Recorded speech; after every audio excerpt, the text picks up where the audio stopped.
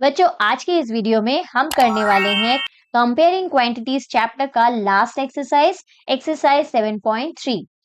इस एक्सरसाइज से रिलेटेड जितने भी कॉन्सेप्ट्स हैं उनको भी समझते हुए चलेंगे। जो फॉर्मूलाज हमें यूज करना है उन्हें समझ लेंगे, जैसा कि हमने एक्सरसाइज 7.1 और 7.2 में भी किया। ये जो एक्सरसाइज है बच्चों, ये आपकी इंटरेस्ट के ऊपर बेस्ड एक्सरसाइज है। ना चाहिए पहले कि सिंपल इंटरेस्ट क्या होता है और कंपाउंड इंटरेस्ट क्या होता है, तभी तो हम क्वेश्चन सॉल्व कर पाएंगे, है ना। तो सबसे पहले हम समझ लेते हैं कि ये इंटरेस्ट क्या होता है। बच्चों इंटरेस्ट वो एक्स्ट्रा मनी होती है जो प्रिंसिपल अमाउंट में ऐड होके या फिर हमें देनी पड़ती है या हम रिसीव करते हैं। अब सिचुएशन के ऊपर बेस्ड है कि कब हमें देना पड़ेगा ये एक्स्ट्रा अमाउंट और कब हम रिसीव करेंगे। एक एग्जाम्पल से समझते हैं। जब हम लोन लेते हैं या मनी बोरो करते हैं बैंक से, लेट सपोज हमने मनी बोरो किया 10,000 रुपीज। ठीक, बैंक ने कहा 1 साल बाद जब आप इसको रिटर्न करोगे तो आपको 10% एक्स्ट्रा पे करना पड़ेगा। अब ये जो अमाउंट होता है आपने प्रीवियस क्लासेस में भी पढ़ा हुआ है, ये होता है हमारा प्रिंसिपल, जो एक्चुअल अमाउंट हम बोरो करते हैं या डिपॉजिट भी कर सकते हैं। इस केस में हम क्या कर रहे हैं, बोरो कर रहे हैं। ठीक, अभी हम पहला बोरो वाला केस देख ले रहे हैं। तो बोरो किया हमने 10,000 रुपीज और उसमें हमें 10% इंटरेस्ट देना पड़ेगा। तो 10% ऑफ व्हाट, 10% ऑफ हम 10,000 जो एक्चुअल अमाउंट रहता है उसका 10% निकालते हैं। तो ये हो जाएगा हमारा 10/100 इंटू 10,000। राइट, यहाँ से दो जीरो से दो जीरो कैंसिल होंगे तो आपको कितना मिल जाएगा, 1,000 रुपीज। तो इट मीन्स आफ्टर 1 ईयर आपको जो टोटल अमाउंट पे करना पड़ेगा वो 10,000 में आप 1,000 को ऐड करेंगे तो कितना हो जाएगा, ये हो जाएगा 11,000। तो eight the end of the year when you return back the money आपको कितना पे करना पड़ेगा, 11,000 रुपीज पे करना पड़ेगा। ठीक, तो ये जो 1,000 एक्स्ट्रा मनी आपने पे किया, यही क्या होता है, इंटरेस्ट होता है। और जब हम क्वेश्चन करेंगे ना बच्चों, तो ये जो परसेंट रेट ऑफ इंटरेस्ट हमेशा हमेशा हमें इंटरेस्ट या रेट ऑफ इंटरेस्ट ये हमेशा हमें परसेंट में दिया हुआ होता है। तो ये हमारा क्या होता है, रेट ऑफ इंटरेस्ट होता है। ठीक, जब इस तरह के क्वेश्चंस हम करते हैं तो तीन चीजें आपको ध्यान में रखनी है। एक तो प्रिंसिपल अमाउंट क्या है, जो मनी हमने लिया या बैंक में डिपॉजिट किया, वो प्रिंसिपल अमाउंट होता है। एक रेट ऑफ इंटरेस्ट रहता है जो परसेंट में दिया रहता है, और एक टाइम रहता है, जैसे कि अभी मैंने बोला 1 साल के लिए लिया गया। राइट, ये हो गया हमारा क्या, जब हमने बोरो किया अमाउंट तो हमें 11,000 रुपीज पे करना पड़ेगा। इंटरेस्ट कितना पे किया आपने, 1,000 रुपीज। ये इसी का जस्ट अपोजिट हो जाएगा यदि हमने डिपॉजिट किया। डिपॉजिट यदि हमने सेम अमाउंट किया तो ऑब्वियसली हम डिपॉजिट कर रहे हैं, तो जो 1,000 रुपीज इंटरेस्ट का है वो हमें बैंक देगा। ओके, तो आपका बैंक में 10,000 रुपीज जमा है। आफ्टर 1 ईयर आप क्या फाइंड करोगे कि आपके अकाउंट में कितना हो गया, 11,000 रुपीज हो गया। क्यों, क्योंकि 10% इंटरेस्ट आपको बैंक ने दिया। तो जो एक्स्ट्रा अमाउंट या फिर हम ले रहे हैं या फिर हमें देना पड़ रहा है, वही क्या होता है, इंटरेस्ट होता है ना। और इसे हम क्वेश्चन में रेट ऑफ इंटरेस्ट से डिनोट करते हैं। तो देखो यही चीज यहाँ पे दी हुई है, interest is the extra money paid by the institutions like banks और post offices on money deposited with them. जब हम डिपॉजिट करते हैं तो बैंक हमें ये पे करता है। ठीक, interest is also paid by people when they borrow money. जब पीपल जो रहते हैं, जो लोग रहते हैं, वो बोरो करते हैं मनी, बैंक से लेते हैं मनी, तो उन्हें ऑब्वियसली इंटरेस्ट पे करना पड़ेगा। ओके, इतनी चीजें समझ में आ गई। अब ये तो कॉन्सेप्ट को बिल्ड करने के लिए मैंने आपको समझाया। एक्चुअल में बच्चों हमें तो क्वेश्चन क्या करना है, फॉर्मूले के ऊपर बेस्ड क्वेश्चंस होते हैं, है ना। तो हमें फॉर्मूला अच्छे से मालूम होना चाहिए, सिंपल इंटरेस्ट का और कंपाउंड इंटरेस्ट का। अच्छा, इंटरेस्ट तो हमने समझ लिया, इजी वे में समझ लिया, है ना। लेकिन सिंपल इंटरेस्ट और कंपाउंड इंटरेस्ट देखो दो अलग अलग टर्म है। इट मीन्स दोनों अलग अलग चीजें हैं, है ना। कंपाउंड इंटरेस्ट के केस में बच्चों जो प्रिंसिपल अमाउंट है वो हर साल बदलता रहता है। सिंपल इंटरेस्ट के केस में अमाउंट हमेशा सेम रहता है। देखो इसको भी एग्जाम्पल के थ्रू समझते हैं, ज्यादा अच्छे से समझ में आएगा आपको। सिंपल इंटरेस्ट का केस यहाँ ले लेते हैं और कंपाउंड इंटरेस्ट का केस इस तरफ ले लेते हैं। अब सेम वही अमाउंट ले लेते हैं हम, 10,000 हम प्रिंसिपल अमाउंट ले लेते हैं। ठीक, इजी बनाने के लिए, और 10% उसमें रेट ऑफ इंटरेस्ट लगा देते हैं। ठीक, प्रिंसिपल अमाउंट हो गया हमारा 10,000 और प्रिंसिपल इंटरेस्ट रेट कितना हो गया 10%। और अभी हमने निकाला था इंटरेस्ट रेट यदि 10% है तो इंटरेस्ट का अमाउंट क्या हो जाएगा, थोड़ा अच्छे से लिख दूं मैं, इंटरेस्ट का अमाउंट हो जाएगा हमारा 1000 रुपीज, है ना। अभी हमने प्रीवियस स्लाइड में देखा था। तो यहाँ हमारा सिंपल इंटरेस्ट जो रहेगा वो आपको एक साल बाद कितना पे करना पड़ा। आपने 10,000 रुपीज लिया था। अच्छा, फर्स्ट ईयर की बात कर रहे हैं हम, हाँ, लिखते चलते हैं। फर्स्ट ईयर 2-3 साल, 2 साल एटलीस्ट हमको लेना पड़ेगा, तभी समझ में आएगा दोनों का डिफरेंस क्या है। 10,000 रुपीज हमने लिया था, ठीक। उसमें हमें कितना पे करना पड़ गया एक्स्ट्रा, 1,000 रुपीज पे करना पड़ गया। तो eight the end of 1 year हमने कितना पे कर दिया, 11,000 रुपीज पे कर दिया, ठीक। अब सेकेंड ईयर का केस भी वही हो जाएगा। सेकेंड ईयर के केस में भी 10,000 हमारा मेन अमाउंट था, प्रिंसिपल अमाउंट था। 10% उसमें इंटरेस्ट ऐड होना था, तो 10% हमने इंटरेस्ट ऐड किया, तो कितना हो गया ये, अगेन 11,000 ही होगा। तो आप देख रहे हो interest is not going to change, ना प्रिंसिपल अमाउंट चेंज हो रहा है, ना इंटरेस्ट चेंज हो रहा है। तो ये कहलाता है सिंपल इंटरेस्ट, जब प्रिंसिपल और इंटरेस्ट चेंज नहीं होता है। लेकिन कंपाउंड इंटरेस्ट के केस में थोड़ा डिफरेंस होता है। प्रिंसिपल अमाउंट हमारी कितनी है, सेम ले लेते हैं 10,000 रुपीज, ठीक। और रेट ऑफ इंटरेस्ट हम अगेन 10% लेते हैं, तो इंटरेस्ट हमें कितना पे करना पड़ जाएगा, ₹1,000 फर्स्ट ईयर में। देखो क्या होता है, for the first year things will be same. एक साल के लिए यदि हमने लिया तो चीजें सेम रहेगी। हमने 10,000 रुपीज क्या लिया था, लोन लिया था, बोरो किया था मनी, और उसमें हमने 1,000 रुपीज क्या कर दिया, ऐड कर दिया इंटरेस्ट को।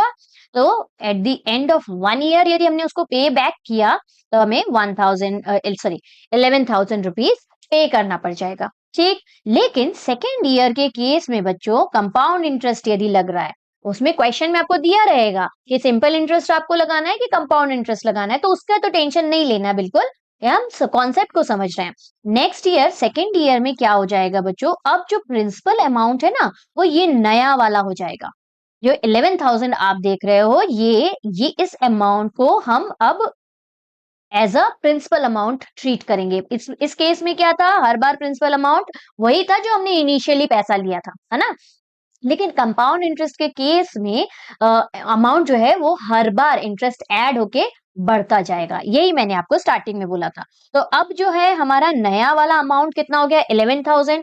अगेन 11,000 में यदि आप 10% इंटरेस्ट लगाते हो तो 10% ऑफ व्हाट हो जाएगा, 10% ऑफ न्यू अमाउंट जो है आपका 11,000। 10% ऑफ 11,000 आप पे करना पड़ जाएगा जिसने भी लोन लिया। तो पहला हमारा 11,000 तो था, यहाँ पे ऐड करना है। 11,000 तो था प्रिंसिपल अमाउंट, अब इसमें इंटरेस्ट कितना पे करना पड़ जाएगा, देखो 10% ऑफ 11,000 अब हमको निकालना पड़ेगा। 2 जीरो से 2 जीरो कैंसिल हुआ, तो ये कितना आ गया हमारा 1100। देखो अब नेक्स्ट ईयर के लिए हमें देखो इंटरेस्ट भी बढ़ गया। इंटरेस्ट भी हमारा कितना हो जाएगा, 1100 हो जाएगा। तो यहाँ 1100 ऐड करेंगे। Let's erase this first. तो हमें कितना हो जाएगा, 0 0 and 1 and then 2 and then 1। तो यहाँ पे हमें कितना पे करना पड़ जाएगा, 12,100 रुपीज। तो देखो हर साल क्या होगा, अब न्यू अमाउंट क्या हो जाएगा, न्यू प्रिंसिपल क्या हो जाएगा, 12,100 रुपीज हो जाएगा। फिर इसमें 10% इंटरेस्ट, फिर उसको ऐड करना। तो इस तरह से जो अमाउंट है वो कंटिन्यूअसली क्या होता रहेगा, बढ़ता रहेगा। तो यदि आपको यदि लोन लिया गया तो कंपाउंड इंटरेस्ट तो बिल्कुल अच्छा नहीं होता है ना, क्योंकि अमाउंट हमेशा बढ़ता रहता है। तो जब लोन ले तो सिंपल इंटरेस्ट के ऊपर लोन ज्यादा अच्छा रहता है। और जब मनी को हमको डिपॉजिट करना है तो कंपाउंड इंटरेस्ट ऑब्वियसली हमारे लिए अच्छा है, ठीक। तो ये हो गया हमारा कुछ कॉन्सेप्ट, कंपाउंड इंटरेस्ट कैसे निकालते हैं और सिंपल इंटरेस्ट में दोनों में क्या डिफरेंस है, ठीक। अब हमें क्वेश्चन में हमें कॉन्सेप्ट तो समझ में आना चाहिए, लेकिन फॉर्मूला भी तो यूज करना है। तो लेट्स सी फॉर्मूला क्या होता है। ये फॉर्मूला तो आपने प्रीवियस ईयर्स में भी देख लिया है। सिंपल इंटरेस्ट का फॉर्मूला होता है प्रिंसिपल, जो मेन अमाउंट हमने 10,000 का लिया था, इनटू रेट ऑफ इंटरेस्ट जो हमने 10% लिया था, और टाइम, हर साल 1 ईयर के लिए लिया कि 2 ईयर के लिए लिया कि 3 ईयर के लिए डिपॉजिट भी करते हैं हम कभी कभी, है ना। तो ये टाइम लिमिट हो जाता है। ओके, तो ये होता है फॉर्मूला सिंपल इंटरेस्ट का, ये आपने प्रीवियसली भी पढ़ा हुआ है। अब हमें इस साल कंपाउंड इंटरेस्ट का फॉर्मूला यूज करना है। इसको बहुत अच्छे से याद करना बच्चों, क्योंकि लेटर ऑन आपके हायर क्लासेस में भी इसका यूज है, तो ये फॉर्मूला आप नोट करके रख लो अपने माइंड में भी और कहीं और भी। तो ये फॉर्मूला क्या होता है, अमाउंट निकालने का फॉर्मूला। पहले तो हम अमाउंट निकालते हैं। अमाउंट का फॉर्मूला हो जाता है प्रिंसिपल मल्टीप्लाइड बाय, यहाँ याद रखना यहाँ प्लस नहीं होता, मल्टीप्लाई। बहुत सारे बच्चे का यहाँ मिस्टेक हो जाता है, मल्टीप्लाई की जगह प्लस का साइन लगा देते हैं। मल्टीप्लाई होगा 1 प्लस रेट ऑफ इंटरेस्ट को हम आर अपॉन 100 लिख देते हैं ना, परसेंट में ना लिखे। और यहाँ हमारा होता है टाइम लिमिट, यहाँ टाइम को एन से रिप्रेजेंट किया है। यहाँ टाइम को आप टी से भी रिप्रेजेंट कर सकते हो, एन से भी रिप्रेजेंट कर सकते हो। ओके, तो ये होता है हमारा टाइम। तो ये तो अमाउंट निकालने का फॉर्मूला है। हमें हमें क्या निकालना रहता है, इंटरेस्ट निकालना रहता है। तो कंपाउंड इंटरेस्ट कैसे निकालेंगे, जो अमाउंट आया उसमें से हम प्रिंसिपल अमाउंट, जो लेटेस्ट अमाउंट आया उसमें से प्रीवियस ईयर के अमाउंट को माइनस कर देते हैं, तो हमें क्या मिल जाता है, कंपाउंड इंटरेस्ट। तो इस फॉर्मूले को याद रखना है, इन्हीं फॉर्मूले के ऊपर बेस्ड हमारे क्वेश्चंस है। सबसे पहले दो एग्जांपल देख लेते हैं, क्योंकि देखो लेटेस्ट सिलेबस के अकॉर्डिंग ना बच्चों, सिंपल इंटरेस्ट और कंपाउंड इंटरेस्ट के ऊपर बेस्ड जो एक्सरसाइज के क्वेश्चंस हैं, there were so many questions, और बहुत अच्छे अच्छे क्वेश्चंस थे, लेकिन सब हटा दिए गए। तो हमें भी ज्यादा हेडेक लेना नहीं है, लेकिन बेसिक चीजें तो समझ के चलना जरूरी है, क्योंकि ये क्वेश्चंस आपके कॉम्पिटिटिव एग्जाम्स में भी यूज होते हैं, है ना, और फॉर्मुलाज भी यूज होते हैं। तो बेसिक कॉन्सेप्ट बिल्ड करके करते हुए चलते हैं, बाकी एक्सरसाइज के क्वेश्चंस तो हम करेंगे ही। तो यहाँ पे एक क्वेश्चन मैंने सिंपल इंटरेस्ट का लिया है, एनसीईआरटी का ही एग्जाम्पल का क्वेश्चन है, और एक हम कंपाउंड इंटरेस्ट का क्वेश्चन समझ लेंगे, then will move further with our exercise. Okay, first question देखो क्या दिया हुआ है, एग्जांपल 7 लिया है ये मैंने एनसीईआरटी का। A sum of 10,000 rupees is borrowed at a rate of interest 15% per annum for 2 years। तो सारी चीजें देखो क्वेश्चन में दी हुई हैं। यहाँ पे क्या क्या चीज दी हुई है, लेट्स सी। यहाँ पे हमें ये जो अमाउंट दिया है, ये प्रिंसिपल अमाउंट दिया है। Let's change the colour again. ये जो अमाउंट दिया हुआ है ना बच्चों, ये हमें क्या दिया हुआ है, प्रिंसिपल अमाउंट दिया है ना, और बोरो किया गया, और कितने रेट ऑफ इंटरेस्ट में, इंटरेस्ट रेट हमारा 15% का दिया हुआ है, ठीक। और टाइम लिमिट हमारा क्या दिया है, 2 years। तो यहाँ पे हमें क्या बोला है, find the simple interest on this sum. First वाला जो फॉर्मूला हमने देखा, easy peasy question. The amount to be paid at the end of 2 years, 2 साल बाद कितना अमाउंट पे करना पड़ेगा वो हमें लिखना है। तो सिंपली हमें क्या निकालना है, सिंपल इंटरेस्ट निकालना है, और फिर अमाउंट निकालना है, वो भी हम देखेंगे कैसे निकालते हैं। तो जितनी चीजें दी हुई है, प्रिंसिपल दिया हुआ है, प्रिंसिपल कितना दिया है, ₹10,000 दिया हुआ है, ठीक। देन रेट ऑफ इंटरेस्ट को आर से रिप्रेजेंट करते हैं, तो ये हमें दिया हुआ है 15% का, और टाइम टी हमें दिया हुआ है कितना, 2 years का, ठीक। फॉर्मूला क्या होता है हमारा सिंपल इंटरेस्ट का, अभी हमने पीछे देखा, principal into rate into time upon में 100, सिंपल है ना।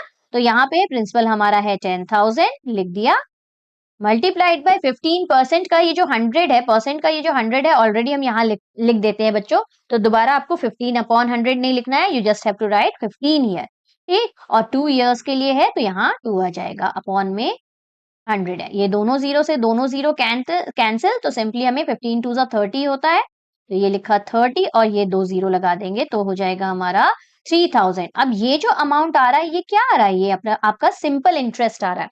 तो ये इंटरेस्ट का अमाउंट आया, साथ ही साथ हमें मेन अमाउंट भी निकालना है कि 2 साल बाद कितना अमाउंट उसको पे करना पड़ा। तो पहले हमारा प्रिंसिपल क्या था, प्रिंसिपल जो था उसमें अब हमको ये वाला सिंपल इंटरेस्ट ऐड करके देना है ना। तो अमाउंट हमारा क्या हो गया, 10,000 प्लस ये 3,000। तो सिंपली हमारा मेन अमाउंट क्या हो गया, which has to be paid, ये हो गया हमारा 000, पीछे आएगा, देन 13,000 हो गया, ठीक। तो इस तरह से आपको सिंपल इंटरेस्ट के क्वेश्चंस करने हैं, इन केस यदि आपको एग्जाम में आए, या कॉम्पिटेटिव एग्जाम यदि आपने फेस किया तो, ठीक। अब एक क्वेश्चन कंपाउंड इंटरेस्ट का भी फटाक से देख लेते हैं। ये भी आपका एनसीईआरटी का क्वेश्चन है, एग्जाम्पल नंबर 8 है। Find compound interest on 12,600 for 2 years at 10% per annum compounded annually, ठीक। तो यहाँ पे जैसे मैंने बोला ना, प्रीवियस ईयर के जो बुक्स थे, जो ओल्ड सिलेबस था, उसमें कंपाउंडेड हाफ ईयरली भी था, उसके भी क्वेश्चंस थे। यहाँ पे हमने सारे क्वेश्चंस नहीं इंक्लूड किए हैं बच्चों, क्योंकि हमारे सिलेबस से कट हो गया है। यदि इन केस आपको वो क्वेश्चंस भी चाहिए होगा, तो आप कमेंट कर देना, तो I make a separate video for that. Okay, चलो आज अभी ये वाला क्वेश्चन करें। Find compound interest on ₹12,600। तो देखो मेन प्रिंसिपल अमाउंट हमें क्या दे दिया है, 12,600 फॉर 2 years। तो टाइम पीरियड हमें 2 years का दिया है एट 10%। रेट ऑफ इंटरेस्ट हमारा 10% पर एनम कंपाउंडेड एनुअली। जब भी आप रेट ऑफ इंटरेस्ट कौन सा है यदि आपको फाइंड आउट करना है तो सिंपली आप क्या देखोगे, जो परसेंट में दिया है वही आपका रेट ऑफ इंटरेस्ट होगा, है ना। तो ये सारी चीजें पहले लिख लेते हैं, हमें क्या क्या दिया हुआ है। हमें दिया हुआ है प्रिंसिपल अमाउंट 12,000 का, और फिर दिया है टाइम पीरियड हमें दिया है 2 years। देन हमें रेट ऑफ इंटरेस्ट दिया है 10% का। ठीक, अब हमें क्या करना है, हमें कंपाउंड इंटरेस्ट निकालना है। तो कौन सा फॉर्मूला, कंपाउंड इंटरेस्ट वाला फॉर्मूला। कंपाउंड इंटरेस्ट वाला फॉर्मूला क्या था, अभी हमने किया था। अच्छा, कंपाउंड इंटरेस्ट तो हम बाद में निकालते हैं, पहले amount is equal to principal 1+R/100 और टाइम पीरियड यहाँ पे। अच्छा, इसको एन से ही डिनोट कर देते हैं, ठीक, टी से भी डिनोट कर सकते हैं। तो यहाँ हमें पहले अमाउंट निकालना पड़ेगा, then only we can find out compound interest ना, उसको माइनस करके निकालते हैं क्योंकि हमने। तो यहाँ पे क्या आ जाएगा, प्रिंसिपल अमाउंट है हमारा 12,600। यहाँ पे as I told you multiply होता है, ये हो जाएगा 1 प्लस रेट ऑफ इंटरेस्ट 10/100 हो जाएगा, और टाइम पीरियड हमारा 2 years का है। तो फर्दर आपने यदि सॉल्व किया तो ये क्या होगा, पहले ब्रैकेट को सॉल्व कर लेते हैं। तो ये एलसीएम आप लोगे तो इसे 100 यदि बनाना है तो नीचे ऊपर भी 100 से मल्टीप्लाई करना पड़ेगा, है ना। तो ये तो आपको एलसीएम लेना तो आता ही होगा, अब आने लगा होगा ना, हमने बहुत सारे इस तरह के क्वेश्चन किए हैं। तो ये आपका हो जाएगा 110, और नीचे हो जाएगा, अच्छा एक और स्टेप कर ही लेते हैं, यहाँ ऊपर 100 आ जाएगा, 100 प्लस 10 होगा, और नीचे हमारा 100 होगा इसका स्क्वायर।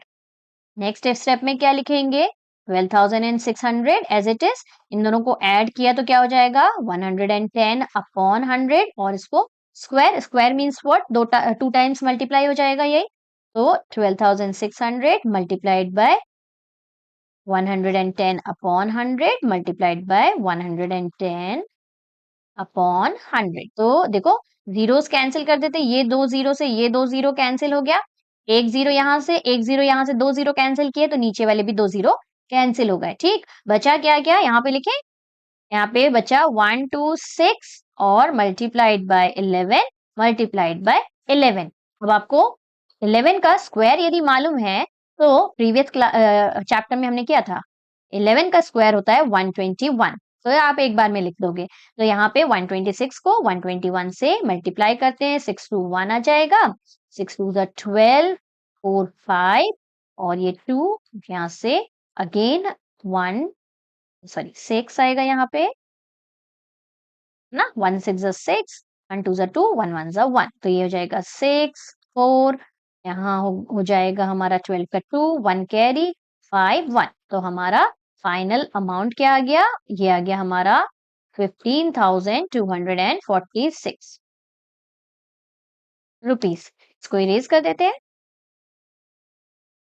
तो यहाँ देखो ये जो आया ये हमारा क्या आया, ये तो हमारा अमाउंट आया है ना, हमें क्या निकालने को बोला है, कंपाउंड इंटरेस्ट। तो सिंपली हम कंपाउंड इंटरेस्ट वाला फॉर्मूला लगाते हैं, अमाउंट माइनस प्रिंसिपल होता है, 15,246 हमारा अमाउंट आया, माइनस करेंगे इसमें से 12,600 को, तो आपको क्या मिल जाएगा, कंपाउंड इंटरेस्ट मिल जाएगा। तो इस तरह से हमको कंपाउंड इंटरेस्ट के क्वेश्चंस करने हैं। 15,246 12600, तो ये तो 46 ही हो जाएगा, यहाँ पे हमारा 6 आएगा, देन 4 में से 2 गया तो अगेन यहाँ 2 आ जाएगा। तो हमें कितना कंपाउंड इंटरेस्ट पे करना है 2 साल बाद, 2646। अच्छा, रुपीस का साइन लगाना यहाँ इंपॉर्टेंट है। ओके, तो समझ में आया क्वेश्चन को किस तरह से करना है। चल अब स्टार्ट करते हैं हमारी एक्सरसाइज। तो एक्सरसाइज 7.1 का फर्स्ट क्वेश्चन देखो बच्चों, ये जो क्वेश्चंस आप अभी करने जा रहे हो इसमें डायरेक्ट आपको सिंपल इंटरेस्ट या अमाउंट निकालने को नहीं बोला जाएगा। ये जो क्वेश्चन है ये डेली लाइफ बेस्ड क्वेश्चन है, इसमें थोड़ा सा क्वेश्चन को घुमा के दिया गया है, लेकिन फॉर्मूला हमें सेम यूज करना है, सिंपल इंटरेस्ट वाला या अमाउंट वाला। अब डिपेंड करता है क्वेश्चन के ऊपर कि कब हमें सिंपल इंटरेस्ट वाला फॉर्मूला यूज करना है और कब हमें अमाउंट वाला फॉर्मूला यूज करना है। जैसे जैसे हम क्वेश्चन करेंगे वैसे वैसे मैं आपको बताती जाऊंगी। फर्स्ट वाला क्वेश्चन देखो, फर्स्ट वाले क्वेश्चन में दिया है the population of a place increased to 54,000 in 2003 at a rate of 5% per annum। तो यहाँ बोल रहा है कि एक प्लेस है जिसका पॉपुलेशन 2003 में इंक्रीज होके कितना हो गया, 54,000 हो गया। अब ये जो इंक्रीज हुआ वो किस रेट से इंक्रीज हुआ, 5% की रेट से। देखो हमें rate of increase in population दिया है, यहाँ रेट ऑफ इंक्रीज जरूर दिया है लेकिन रेट ऑफ इंटरेस्ट नहीं दिया है। Rate of increase in population दिया है, 2003 का पॉपुलेशन दिया है। आगे हमें क्या पूछा है, फाइंड द पॉपुलेशन इन 2001। हमें 2001 की पॉपुलेशन निकालने को बोला है। और सेकेंड पार्ट में what would be its population in 2005। Second part में हमें 2005 की पॉपुलेशन निकालने को बोला है। अच्छा, एक चीज पहले यहाँ पे समझ लेना जरूरी है। यहाँ पे हमारा 2001 है, फिर 2003 आता है ना, और उसके 2 साल बाद 2005 आएगा। ठीक, अब यहाँ पे हमें 2003 की पॉपुलेशन 54,000 दे दी है। अब इन दोनों के बीच में कितने इयर्स का डिफरेंस दिख रहा है, देखो 2001 से 2003 तक 2 इयर्स का डिफरेंस है। और इन दोनों के बीच में भी कितने इयर्स का डिफरेंस है, 2 साल का, तो 2 इयर्स का डिफरेंस।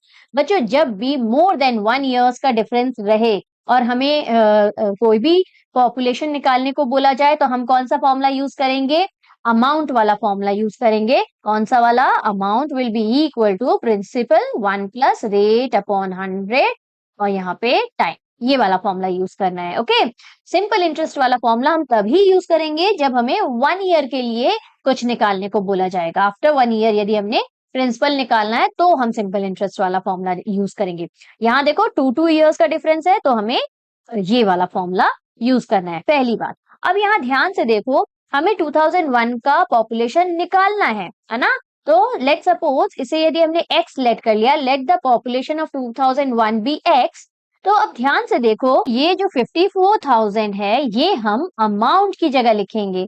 क्यों लिखेंगे, क्योंकि जो हमारा 2001 का पॉपुलेशन रहेगा वो एज अ प्रिंसिपल वर्क करेगा। याद करो, जब हमने जो अमाउंट हम बैंक में डिपॉजिट करते हैं उसमें रेट ऑफ इंटरेस्ट ऐड करने के बाद हमें फाइनल अमाउंट मिलता है ना। तो जो हम बैंक में डिपॉजिट करते हैं वो हमारा प्रिंसिपल अमाउंट होता है, उसमें हम रेट ऑफ इंटरेस्ट को ऐड करते हैं तो हमारा अमाउंट आता है। तो इस चीज को ध्यान में रखना कि जो 2 साल बाद का पॉपुलेशन दिया है वो हम अमाउंट की जगह लिखेंगे और 2 साल पहले वाली जो पॉपुलेशन होगा वो प्रिंसिपल की जगह लिखेंगे। Formula will be same. ठीक, अब इसी तरह से 2005 के लिए चीजें बदल जाएंगी, वो हम बाद में देखेंगे। पहले हमें 2001 का पॉपुलेशन निकालना है तो चलो उसे निकाल लेते हैं। तो लिखेंगे क्या, पॉपुलेशन ऑफ लेट कर लेते हैं पहले, let's change the colour also. Let the population of 2001 is equal to x। ठीक, तो यहाँ पे हमें क्या हो जाएगा, पॉपुलेशन ऑफ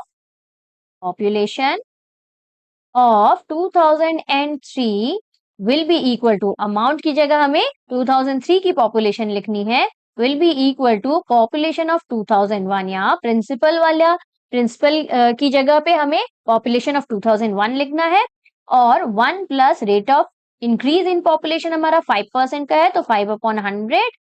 यहाँ पे टाइम पीरियड हमारा कितना है, देखो अभी मैंने बताया time will be equal to 2003 से 2001 के बीच में कितने इयर्स का डिफरेंस है, 2 इयर्स का। तो यहाँ पे हम स्पेसिफाई कर देते हैं कि ये 2 इयर्स है। ठीक, तो यहाँ पे क्या आ जाएगा, 2 आ जाएगा। ओके, अब सारी चीजों को पुट कर देते हैं यहाँ वैल्यू।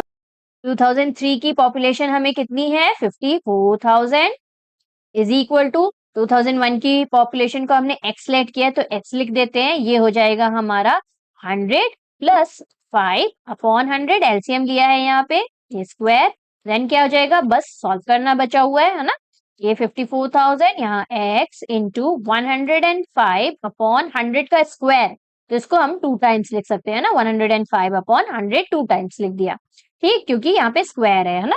तो इसको देखो कैंसिल हो जाएगा, ये 5 से 5 21 सा और 5 20 सा, यहाँ पे भी ये कैंसिल हो जाएगा 21 सा और ये 20 सा। ठीक, अब कौन कौन सी चीजें बची हुई हैं उनको लिख लेते हैं। यहाँ पे 54,000 है यहाँ पे, is equal to x into 21/20 multiplied by again 21/20।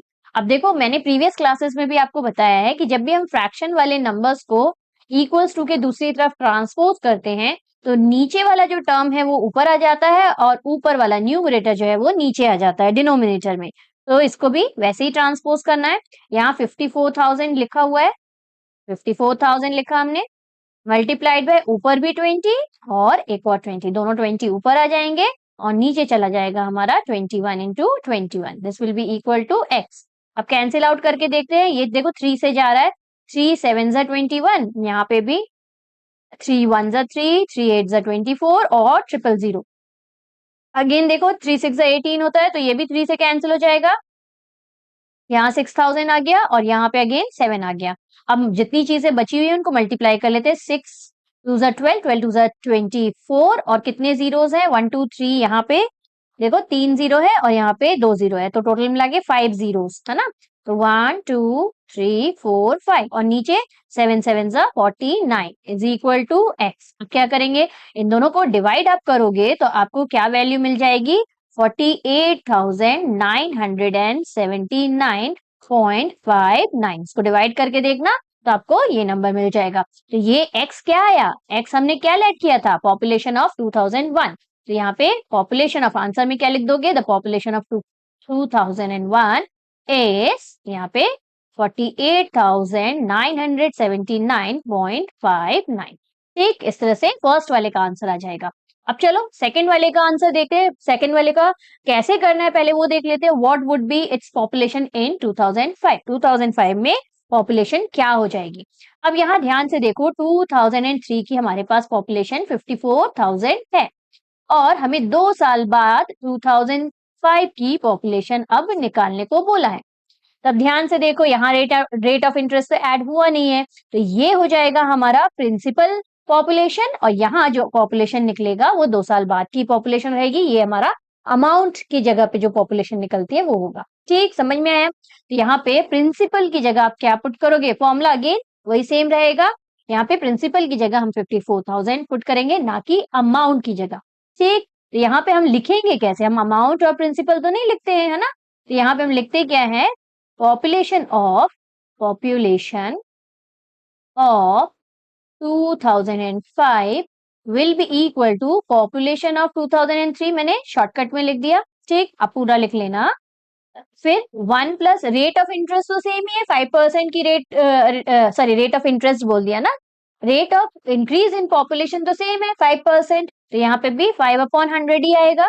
और यहाँ पे ईयर का डिफरेंस अगेन देखो, टाइम पीरियड सेम होगा 2 इयर्स का। क्यों, 2005 से 2003 दोनों के बीच में डिफरेंस होता है 2 इयर्स का। ठीक, तो time period will be same 2 years, तो यहाँ पे भी 2 आ जाएगा। ठीक, अब क्या क्या दिया है उसको पुट कर देते हैं, ये तो हमको निकालना है population of 2005। This will be equal to, यहाँ पे हमें 2003 की पॉपुलेशन 54,000 दी हुई है, मल्टीप्लाइड बाय यहाँ पे अगेन वही सेम चीज हो रहा है। यहाँ पे अगेन हमको क्या मिल जाएगा, पीछे जैसे 105/100 मिला था यहाँ पे भी वैसे ही मिल जाएगा। इसको 2 टाइम्स लिख लेते हैं, 21/20 लिख के 54,000 मल्टीप्लाइड बाय कैंसिल करोगे आप तो 21 यहाँ और यहाँ 20 आ जाएगा है ना। तो यहाँ 21/20 मल्टीप्लाइड बाय 21/20। अब ये तो इजिली कैंसिल हो रहा है, ये देखो 0 से 0 कैंसिल हो गया, यहाँ अगेन 0 से 0 कैंसिल हो गया, 2 से कैंसिल हो जाएगा ये, तो ये आ जाएगा 2 2 जा 4 और ये 1 कैरी गया, 2 7 जा 14 और 0 अगेन इसे भी कैंसिल कर देते हैं, 2 1 जा 2 3 जा 6 और 2 5 जा 10। तो यहाँ हमारे पास आ गया 135 और 21 का स्क्वायर किसे याद है, स्क्वायर एंड स्क्वायर रूट में मैंने बताया था, स्क्वायर से याद करने थे 25 था, 441 होता है। चलो अब इसको मल्टीप्लाई कर लेते हैं, 135 से क्या जाएगा, 5 1 जा 5, 5 4 जा 20 का 0 तो 2 कैरी, ये 22 हो जाएगा। यहाँ 3 1 जा 3, 3 4 जा 12 का 2, 1 कैरी, अगेन 12, 13 हो जाएगा। यहाँ 1 4 और 4 ही आ जाएगा है ना। यहाँ आ गया 5, ये हो गया 3, ये हो गया अगेन 5, ये हो गया 5 + 4 9 और ये 5। तो यहाँ पे हमें पॉपुलेशन कितनी मिल गई, population of 2005 will be equal to 59,535. So this will be your final answer for the second part. तो समझ में आया किस समय हमको देखो प्रिंसिपल और amount time to time change होते रहते हैं डिपेंडिंग ऑन क्वेश्चन। ठीक, यदि हमें 2 साल पहले की पॉपुलेशन निकालने को बोला तो ऑब्वियसली 2 साल बाद वाली जो पॉपुलेशन रहेगी वो हम अमाउंट के प्लेस पे लिखेंगे और प्रिंसिपल के प्लेस वाली जगह को हमको निकालना रहेगा। ठीक, और नेक्स्ट वाले केस में उसका जस्ट अपोजिट, हमारा जो 2003 का पॉपुलेशन दिया है वो हो जाएगा हमारा प्रिंसिपल पॉपुलेशन और अमाउंट वाला पॉपुलेशन हमको निकालना रहेगा। ओके, चलो let's move to the next question. Next question क्या है? In a laboratory, the count of bacteria in a certain experiment was increased at a rate of 2.5% per hour. देखो time hours में दिया हुआ है, rate of increase of bacteria. यहाँ बोला है एक लेबोरेटरी है, उसमें बैक्टीरिया की काउंट जो है वो इंक्रीज होती जा रही है। कितनी इंक्रीज हो रही है? इतने रेट से, 2.5% की रेट से इंक्रीज हो रही है। Find the bacteria at the end of 2 hours if the count was initially 5,06,000। तो यदि इनिशियल, देखो इनिशियल काउंट ऑफ बैक्टीरिया दिया हुआ है तो ये हमारा प्रिंसिपल वाला, रेट ऑफ इंटरेस्ट ऐड करने के बाद कितना, sorry rate of interest again मैंने बोल दिया, rate of increase of bacteria add करने के बाद जो आएगा हमारा वो फाइनल हमारा 2 घंटे बाद का नंबर ऑफ बैक्टीरियाज होगा। तो यहाँ समझ में आ ही रहा होगा, ये इनिशियल दिया है मतलब ये प्रिंसिपल की प्लेस में लिखेंगे। राइट, बस इतना ही समझना है, बाकी चीजें तो सेम ही है। तो यहाँ पे लिखेंगे कैसे, पहले जो गिवन चीजें हैं उसको फटाफट से नोट कर लेते हैं। यहाँ पे rate of increase in number of bacteria is equal to कितना दिया है? 2.5% दिया है। ठीक, bacteria initial count of bacteria initially क्या है? इनिशियल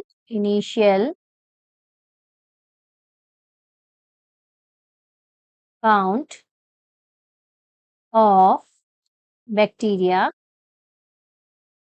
ये दिया हुआ है हमें कितना? 5,06,000। ठीक, और क्या दिया हुआ है? और कुछ दिया है? नहीं, 2, हाँ टाइम पीरियड दिया हुआ है, टाइम दिया हुआ है कितना? Time is equal to 2 hours.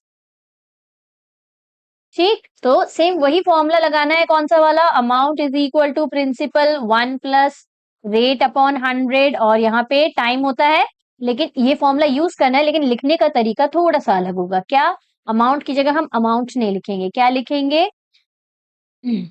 Bacteria eight the end of number of bacteria eight the end of 2 hours, ये निकालना है हमें। यहाँ पे क्या बोलेगा? Initial bacteria, initial count of bacteria.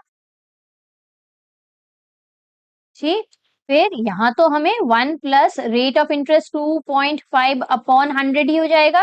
ठीक, डायरेक्ट रेट ऑफ इंटरेस्ट लगा देंगे, और यहाँ पे टाइम का टी कितना दिया हुआ है? 2, तो 2 लगा दिया, यहाँ पे मल्टीप्लाई का साइन। तो यहाँ पे क्या देगा? देखो इनिशियल काउंट ऑफ बैक्टीरिया तो हमें दिया हुआ है तो उसको पुट कर देते हैं। ये 5,06,000 मल्टीप्लाइड बाय, इसको देखो सॉल्व कैसे करेंगे, इंपॉर्टेंट। यहाँ पे हमारा 1 है तो अभी 1 रहने देते हैं, प्लस 2.5, यहाँ ध्यान से देखो 2.5 है ना, इस डेसिमल को यदि हम हटाएंगे तो ये हो जाएगा 25 अपॉन 10, है ना। डेसिमल के बाद एक नंबर है तो नीचे जब हम 10 में कन्वर्ट करेंगे तो एक जीरो लगता है ना, नीचे जब हम जीरो के प्लेस में कन्वर्ट करते हैं तो एक जीरो लगता है। तो यहाँ डेसिमल हटा के हम इसे लिख सकते हैं 25 अपॉन 10। यहाँ लिख लेते हैं, यहाँ 25 अपॉन 10 होगा, और 10 यदि मल्टीप्लाई करोगे 100 ऑलरेडी है तो 10 मल्टीप्लाई करके ये क्या हो जाएगा? 1000। तो यहाँ लिख देते हैं 1000 और इसका स्क्वायर। यहाँ देखो ये कैंसिल आउट हो जाएगा, 25 1 जा 25 होता है, 25 4 जा 100 होता है, तो ये 40 आ जाएगा, है ना, जीरो एक बचेगा ना, 40 हो जाएगा। तो यहाँ हमें क्या मिल जाएगा? 5,06,000 मल्टीप्लाइड बाय, इसको एलसीएम लेंगे तो देखो 1 प्लस 1/40 बचा। ठीक, नेक्स्ट क्या आएगा, 5,06,000 है यहाँ पे, मल्टीप्लाइड बाय यहाँ देखो ये है 1 प्लस 1/40, तो यहाँ पे एलसीएम लेंगे तो नीचे आएगा 40, यहाँ 40 से मल्टीप्लाई तो ऊपर भी 40 आ जाएगा, तो 40 प्लस 1 ऊपर आ जाएगा, दिस विल बी 41/40। ठीक, तो मैं डायरेक्ट यहाँ पे लिख देती हूँ 41/40, और क्योंकि स्क्वायर है तो ये 2 टाइम्स हो जाएगा, यहाँ पे अगेन 41/40। ठीक, अब यहाँ पे 0 से 0 कैंसिल, इस 0 से भी ये 0 cancel, let's change the colour. 0 से 0 कैंसिल हो गया, ये वाले से इसको कैंसिल किया हमने, और इससे इसको कैंसिल किया। ठीक, अब ये 4 से कैंसिल होगा, देखो 4 1 जा 4, 1 कैरी गया तो ये 10 बना, 4 2 जा 8 होगा, तो ये 2 कैरी गया तो 26, 4 6 जा 24, अगेन 2 कैरी जाएगा तो 4 20 हुआ, 4 5 जा 20। तो अब तो फर्दर कैंसिल हो नहीं रहा है क्योंकि क्या आ गया, हमारा ऑड नंबर आ गया है ना, तो 4 से तो ये कैंसिल होगा नहीं। 1265 मल्टीप्लाइड बाय 41 मल्टीप्लाइड बाय 41 और अपॉन में हमारा 4 बचा। अब जब इस पूरे को सॉल्व करोगे तो आंसर आपको क्या मिलेगा, 5,31,616.25, ये हमारा आंसर हो जाएगा। तो नंबर ऑफ बैक्टीरिया काउंट कितना हो जाएगा, आंसर में हम लिख देंगे number of bacteria after 2 hours is equal to 5,31,616.25. This will be your final answer. ठीक, चलो फटाफट से लास्ट क्वेश्चन देख लेते हैं। इस एक्सरसाइज में 3 ही क्वेश्चंस हैं, तीनों क्वेश्चंस इंपॉर्टेंट है बच्चों, बहुत सारे क्वेश्चंस थे प्रीवियसली इस एक्सरसाइज में, बहुत अच्छे अच्छे क्वेश्चंस थे, लेकिन सारे कटवा दिए हैं, 3 ही बचे हैं, तो आप जितना प्रैक्टिस करोगे उतना अच्छा। आपको यदि बाकी क्वेश्चंस की जरूरत होगी तो आप कमेंट कर देना, I will make a separate video for that also. ठीक, यहाँ क्वेश्चन नंबर 3 देखो क्या दिया है, a scooter was bought at rupees 42,000, its value depreciated at the rate of 8% per annum, find its value after 1 year। यहाँ बोला है एक स्कूटर खरीदा गया था कितने रुपीज में, 42,000 में, इट्स वैल्यू डेप्रिसिएटेड, धीरे धीरे इसकी वैल्यू जो है वो कम होती गई। डेप्रिसिएट का मतलब क्या होता है, वैल्यू का डिक्रीज हो जाना।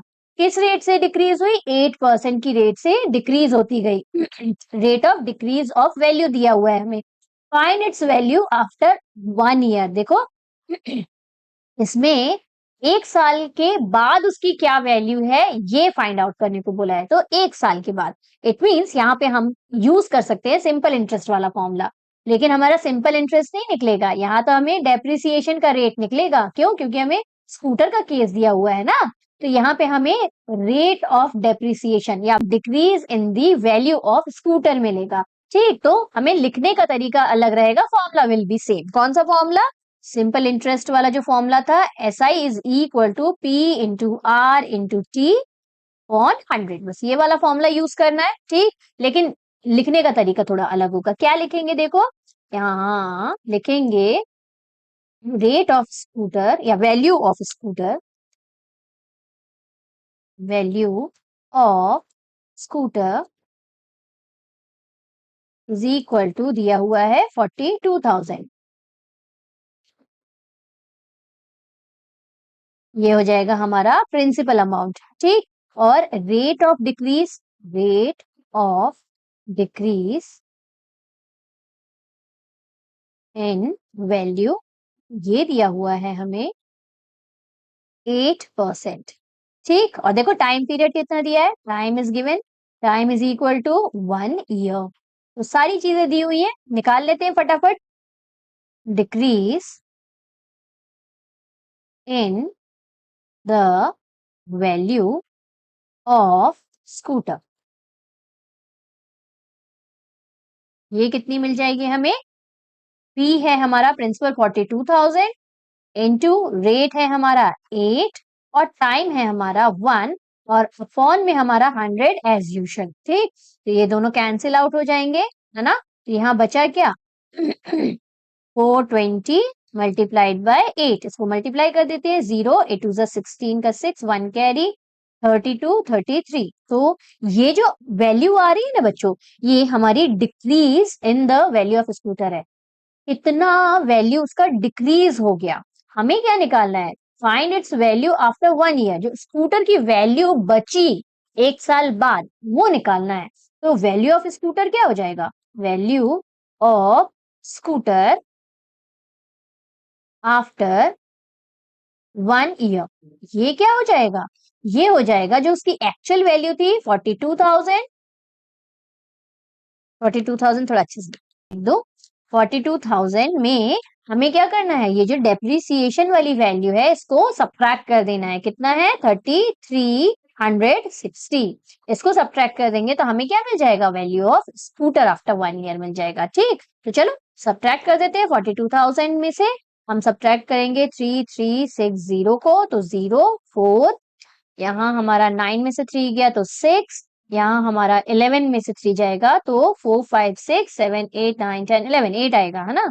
और यहाँ पे आएगा 3। तो फाइनली 1 साल बाद उस स्कूटर की वैल्यू कितनी हो जाएगी? 38,640 रुपीज। ठीक, रुपीज लगाना यहाँ इंपॉर्टेंट है। ये हमारा फाइनल आंसर हो जाएगा। ओके, समझ में आया कैसे क्वेश्चंस को करना है? तो इसी के साथ हमारी एक्सरसाइज 7.3 भी यहीं खत्म होती है। नेक्स्ट वीडियो से हम करने वाले हैं एल्जेब्रिक एक्सप्रेशंस। चलो मिलते हैं नेक्स्ट वीडियो में एक नए चैप्टर के साथ। Till then take care, bye bye.